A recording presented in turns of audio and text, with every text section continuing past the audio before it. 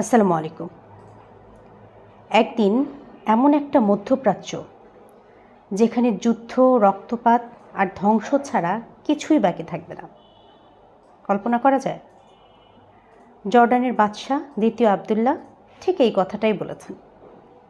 তার ভাষায়, ফিলিস্তিনি রাষ্ট্র না হলে মধ্যপ্রাচ্য ধ্বংস হয়ে যাবে।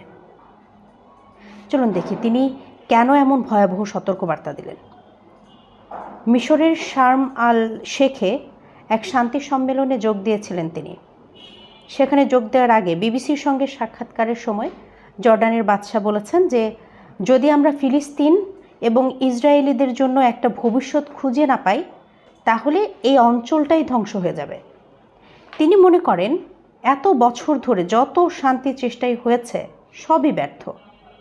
তবে এবার যদি সত্যি কোনো সমাধান খোঁজা হয় তাহলে সেটা হতে হবে দ্বিরাষ্ট্র সমাধান, মানে ইসরায়েলের পাশাপাশি পশ্চিম তীর এবং গাজার একটা স্বাধীন ফিলিস্তিনি রাষ্ট্র গঠন। আর তার মতে এটাই একমাত্র পথ, কারণ অন্য যে কোনো বিকল্প মানে আরও রক্ত, আরও যুদ্ধ, আরও অশান্তি। বর্তমান ইসরায়েলি সরকার বারবার এই দ্বিরাষ্ট্র সমাধান প্রত্যাখ্যান করেছে। জাতিসংঘের অধিবেশনে প্রধানমন্ত্রী নেতানিয়াহু খোলাখুলি এই বিষয়টার বিরোধিতা করেছে। অন্যদিকে বাদশাহ আবদুল্লাহ বলছেন যে যদি এই সমস্যার রাজনৈতিক সমাধান না হয় তাহলে ইরান, কাতার, গাজা সবাই একসময় এক ভয়াবহ সংঘাতে জড়িয়ে পড়বে। এমনকি তিনি বলেছেন যে আমরা বুঝতেই পারিনি কতটা কাছাকাছি চলে গিয়েছিলাম একটা বড় আঞ্চলিক যুদ্ধের।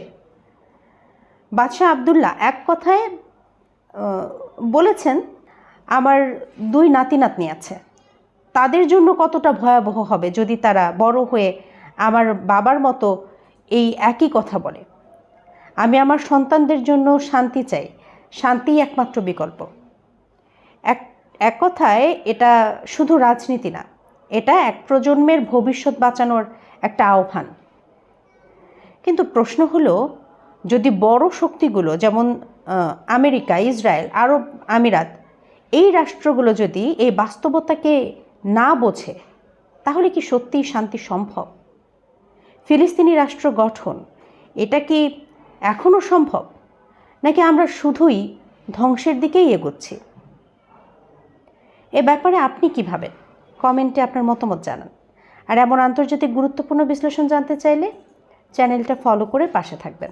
আমি আবার আসবো পরের আপডেটে। ধন্যবাদ সবাইকে।